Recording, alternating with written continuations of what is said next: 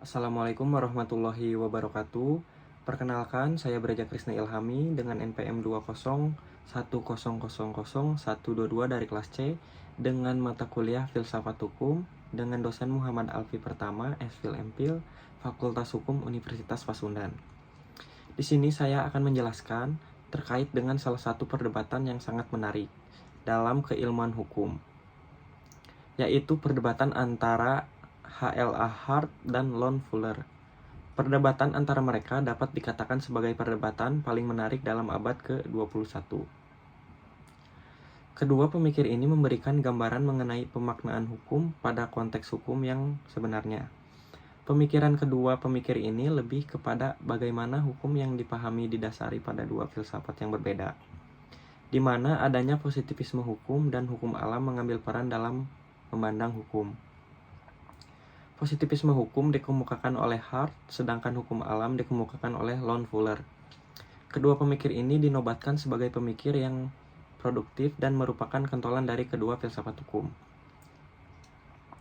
Meskipun mereka bukan orang yang pertama memperkenalkan pemahaman ini, sebenarnya positivisme hukum merupakan aliran yang bersifat jurisprudensi analitis. Artinya filsafat ini mencoba memaknai arti penting dari apa itu hukum. Meski banyak pemikir yang beranggapan jurisprudensi analitis ini semakin kabur pemaknaannya, namun belum ada pemikir yang mampu menjelaskan sejauh mana filsafat ini kabur dari tujuan asalnya. Filsafat ini dikembangkan oleh pemikir hukum pada abad ke-18 dan 19 seperti Jeremy Bentham dan juga John Austin. Sedangkan hukum alam adalah jenis filsafat yang menitik beratkan pada hak kodrat manusia. Faktanya perdebatan Hart dan Fuller ini dipublikasikan dalam tinjauan hukum Harvard pada 1958. Perdebatan tersebut merupakan tanggapan mereka terhadap doktrin keadilan Radbruch mengenai pengadilan pasca Perang Dunia Kedua. Khususnya dalam kasus De Bruch, informan dalam kasus tersebut pengadilan Bamberg mengadili istri dari seorang tentara Nazi Jerman yang dihukum oleh pemerintah Nazi karena menghina pemimpin tertinggi Nazi saat itu, yaitu Hitler. Tidak hanya istri dari tentara Nazi, hakim yang mengadili tentara Nazi tersebut juga diadili di pengadilan Bamberg ini. Istri tentara Nazi tersebut didakwa dengan tuduhan merampas kebebasan suaminya. Pengadilan berargumen bahwa sang istri sebagai informan dengan sengaja menggunakan pengadilan sebagai alat untuk memenjarakan suaminya, untuk menyingkirkan suaminya karena sang istri ingin menutupi tindakan selingkuh yang dilakukannya. Selanjutnya, bagaimana pendapat dari Profesor Hart yang merupakan tokoh utama dalam aliran positivisme hukum Inggris. Dalam aliran positivisme hukum Inggis, hukum dianggap sebagai fakta sosial, artinya hukum ditemukan dalam praktik atau institusi masyarakat yang sebenarnya. Menurut positivisme hukum Inggris, hukum merupakan aturan yang secara universal ditaati dalam suatu masyarakat, tetapi tidak akan menjadi sebuah peraturan perundang-undangan kecuali dibuat atau diakui oleh otoritas. Hart ini seorang utilitarian dalam pandangan filosofinya. Hart ini melihat suatu manfaat bagi masyarakat dalam pemisahan hukum dari jenis aturan lainnya, yaitu moral, agama, dan etika. Oleh karena itu, Hart berpendapat bahwa hubungan antara hukum dan moralitas adalah terpisah, tetapi saling bergantung bahwa hukum sering kali memiliki pengaruh terhadap moralitas seperti ketika hukum melarang kejahatan tertentu. Namun, Hart juga menyatakan bahwa hukum bertetap pun tidak bermoralnya, akan tetapi menjadi hukum jika telah diakui sebagai hukum sesuai dengan aturan pengakuan yang telah ditetapkan. Aturan pengakuan ini membentuk lembaga yudikatif, legislatif, dan eksekutif untuk memahami posisi hak dalam hubungan antara hukum dan moralitas. Perlu mengingat kembali perbedaan penting antara hukum dan sistem hukum. Sebuah sistem hukum dapat dikatakan itu ada ketika warga negara secara umum menerima serta mematuhi aturan hukum, dan para pejabat pemerintah juga menerima aturan sekunder mengenai pengakuan, perubahan, dan penegakan hukum. Hukum itu merupakan sebuah aturan primer yang mengatur prosedur perilaku yang diterima secara umum, seperti larangan-larangan kejahatan dan keabsahan hukum didasarkan pada kesesuaiannya dengan aturan pengakuan dan ditentukan oleh otoritas yang berwenang berdasarkan konstitusi. Hart juga menyebut teorinya sebagai soft positivisme. Istilah lunak atau soft ini didasarkan pada dua pengertian. Yang pertama, Hart menerima pandangan bahwa hukum mungkin ada pada masyarakat sebagai suatu praktik dan kepatuhan, meskipun tidak secara resmi dinyatakan sebagai hukum. Yang kedua, Hart menerima pandangan bahwa sistem hukum dapat memungkinkan pengadilan untuk menetapkan standar moral dalam menyelesaikan suatu kasus di hadapannya. Tidak berarti bahwa moralitas mengalahkan hukum, tetapi aturan pengakuan dalam sistem hukum kemungkinan diskresi di pengadilan untuk mempertimbangkan moralitas dalam mengidentifikasi hukum atau dalam menciptakan hukum baru. Hart juga membedakan hukum dengan moralitas, sehingga kewajiban hukum berbeda dengan kewajiban moral, di mana Hart ini mengkritik Redbrew atas kasus TGI yang mengaburkan kewajiban moral dan kewajiban hukum. Hart dengan jelas membedakan antara kewajiban moral dan kewajiban hukum. Bagi Hart, hukum dalam kondisi sosial politik seperti kondisi di Jerman pada masa Nazi adalah masalah hukum. Namun kondisi tersebut berada di bawah persyaratan bahwa seseorang memilih untuk mematuhi hukum yang tidak manusiawi karena kewajiban hukum, atau tidak mematuhi hukum karena kewajiban moral. Pendapat Hart mengenai kasus ini, Hart berpendapat bahwa dari sudut pandang positivisme, ada dua pilihan di hadapan negara Jerman, yaitu membebaskannya atau menghukumnya di bawah undang-undang retrospektif yang baru. Maksud Hart itu apa? Maksud Hart adalah jika pengadilan Jerman pasca Perang Dunia Kedua menghukum seorang terdakwa karena menganggap hukum Nazi tidak sah karena tidak sesuai dengan prinsip-prinsip moral, maka pengadilan melanggar kesetiaan pada hukum. Usulan Hart ini sebagai perlawanan terhadap pembatalan melalui proses peradilan berupa hukum retrospektif. Hukum tersebut merupakan hukum yang berlaku surut untuk membatalkan hukum Nazi yang tidak manusiawi demi menjaga kesetiaan pada konsep hukum. Tentu saja usulan Hart ini tidak lepas dari kritik ilmuwan hukum lainnya, terutama yaitu Lon Fuller, di mana Profesor Hart ini mengatakan bahwa perbedaan antara hukum dan moralitas adalah segala sesuatu yang sudah ada dan akan terus ada. Bagaimanapun cara kita membicarakan hal ini, mengungkapkan sebuah kenyataan yang suka atau tidak suka harus kita terima jika kita ingin menghindari pembicaraan yang tidak masuk akal. Pada saat yang lain hal ini tampaknya memperingatkan kita bahwa realitas perbedaan itu sendiri berada dalam bahaya, dan bahwa jika kita tidak memperbaiki cara berpikir dan berbicara, kita dapat ideal, yaitu kesetiaan pada hukum. Dengan kata lain, tidak jelas apakah dalam pemikiran Profesor Hart merupakan perbedaan antara hukum dan moralitas hanyalah ada atau suatu yang harus ada dan harus bergabung dengannya untuk membantu menciptakan dan mempertahankannya. Tidak ada alasan mengapa argumen untuk pemisahan yang ketat antara hukum dan moralitas tidak dapat disandarkan pada alasan ganda, bahwa pemisahan ini melayani kejernihan intelektual dan integritas moral. Jika ada kesulitan-kesulitan tertentu dalam membawa kedua jalur penalaran ini ke dalam hubungan yang tepat satu sama lain, kesulitan-kesulitan ini juga mempengaruhi posisi mereka yang menolak pandangan Austin, Gray, dan Holmes. Kebijakan utama dari argumen Profesor Hart ini untuk pertama kalinya yaitu membuka jalan bagi pertukaran pandangan yang benar-benar menguntungkan di antara mereka yang perbedaannya berpusat pada perbedaan antara hukum dan moralitas. Sampai saat ini belum ada penggabungan isu yang nyata antara kubu-kubu yang berseberangan. Di satu sisi berhadapan dengan serangkaian definisi yang datar aturan hukum adalah, dengan kata lain, aturan hukum itu benar-benar dan secara sederhana dan selalu adalah perintah pemerintah, aturan yang ditetapkan oleh hakim, prediksi kejadian masa depan dari kekuatan negara, pola perilaku resmi, dan lain-lain. Selanjutnya, bagaimana pendapat dari Profesor Fuller sendiri, di mana Lon Lovejoy Fuller ini merupakan Profesor Carter untuk jurisprudensi umum di Harvard Law School. Fuller bukanlah seorang ahli teori hukum alam dalam pengertian tradisional, tetapi dalam beberapa hal teorinya melangkah lebih jauh. Daripada itu, salah satu buku Fuller yang memuat pemikiran hukum yaitu buku The Morality of Law. Teori moralitas hukum dari Fuller menyatakan bahwa hukum dan moral tidak dapat dipisahkan karena konsep hukum itu sendiri mengandung kualitas moral tertentu.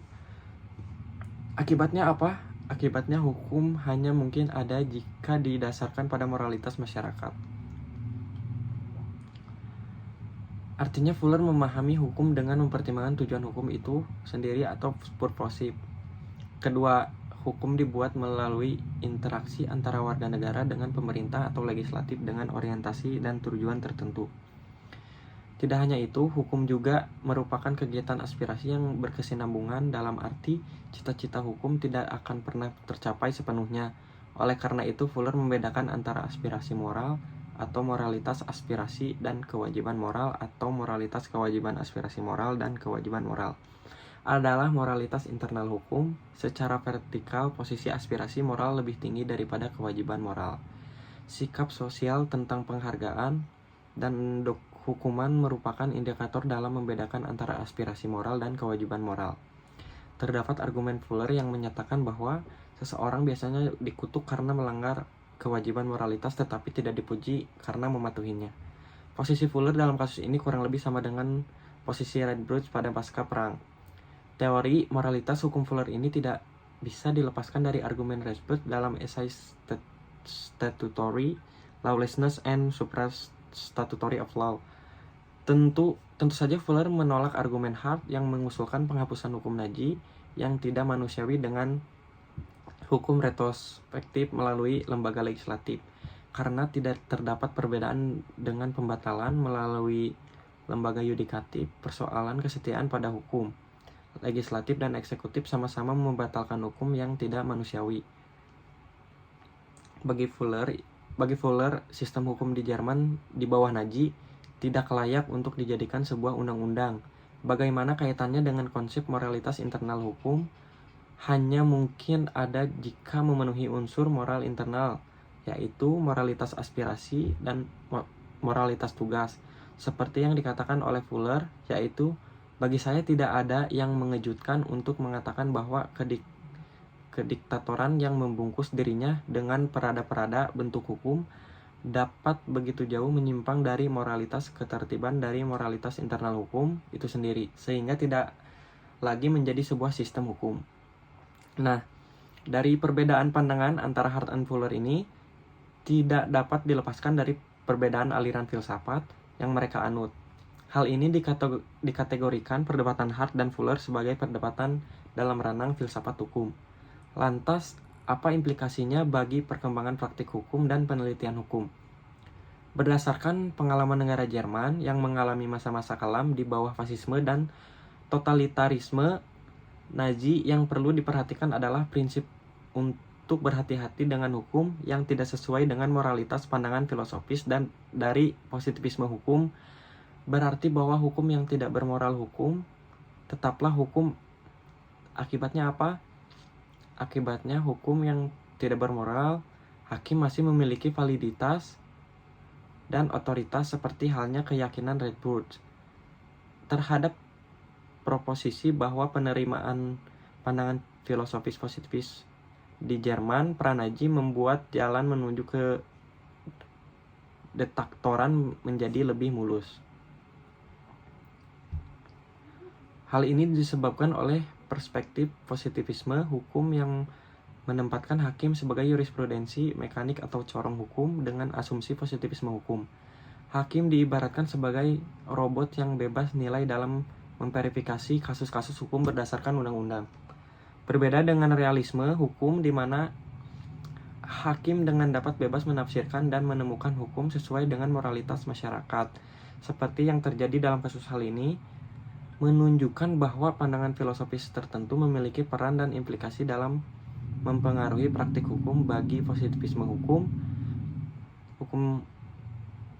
tokoh sentralnya ada di lembaga legislatif, namun bagi aliran hukum alam dan realisme hukum, tokoh sentralnya ada pada penafsir hukum atau yudikatif. Bagaimana dengan penelitian hukum saat ini? Sama halnya dengan telah disebutkan sebelumnya, penelitian hukum saat ini didominasi oleh penelitian hukum by law. Artinya penelitian hukum melakukan verifikasi terhadap peraturan perundang-undangan dalam kasus-kasus tertentu, serta tugas penegak hukum dalam pandangan fetishisme hukum, selayaknya penelitian dilandasi oleh asumsi-asumsi filosofis dan teori-teori tertentu yang berkaitan dengan objek penelitian. Oleh karena itu, metode penelitian dari ilmu-ilmu di luar hukum sangat dibutuhkan. Penelitian hukum saat ini seakan-akan menutupi dirinya dari ilmu-ilmu di luar hukum seperti ilmu kemasyarakatan, misalnya sosiologi dan antropologi, dan ilmu tentang manusia. Di antaranya yaitu budaya, bahasa, dan filsafat. Pada dasarnya, ilmu hukum tidak dapat kerja sendiri untuk menjawab persoalan praktik hukum.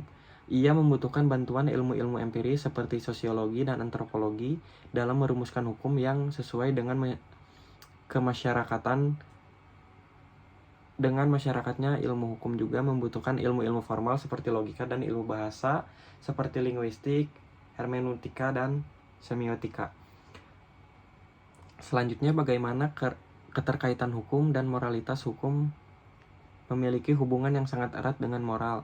Karena sebuah hukum memerlukan moral, hukum tidak akan berarti apa-apa bila tidak disertai dengan moralitas, sehingga kualitas hukum sebagian besar ditentukan oleh mutu moralnya.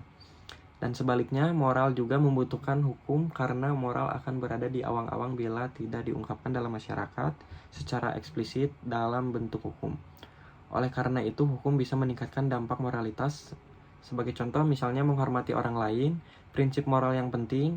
Tidak semua moral harus diterjemahkan dalam bentuk hukum, karena hukum juga harus membatasi diri dengan mengatur hubungan-hubungan antara manusia yang relevan, bahkan tidak selalu antara moral dan hukum berkaitan, karena ada hukum yang berlaku yaitu hukum positif bertentangan dengan moral sehingga harus ditolak. Antara hukum dan moral terdapat hubungan yang sangat sekali. Ada pepatah Roma yang mengatakan quid legislatione moribus, yang artinya undang-undang jika tidak disertai dengan moralitas. Dengan demikian, hukum tidak akan berarti tanpa disertai moralitas. Oleh karena itu, kualitas hukum hanya selalu diukur dengan norma moral. Oleh karena itu, kualitas hukum harus selalu diukur dengan norma moral perundang-undangan, yaitu moral harus diganti di sisi lain. Moral juga membutuhkan hukum, sebab moral tanpa hukum hanya angan-angan saja.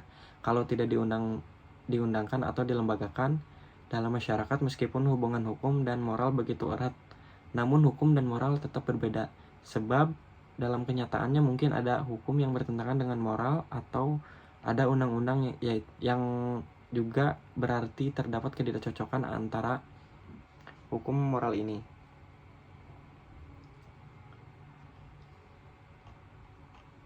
Untuk itu, dalam konteks ketatanegaraan Indonesia dewasa ini, apalagi pada debat moral yang menjiwainya tanpa moralitas, hukum tampaknya kosong dan hampa.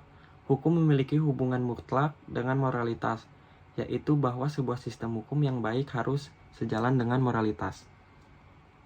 Di sisi lain, seperti yang disebutkan oleh Hart, bahwa hubungan hukum dan moralitas agar keduanya dipisahkan.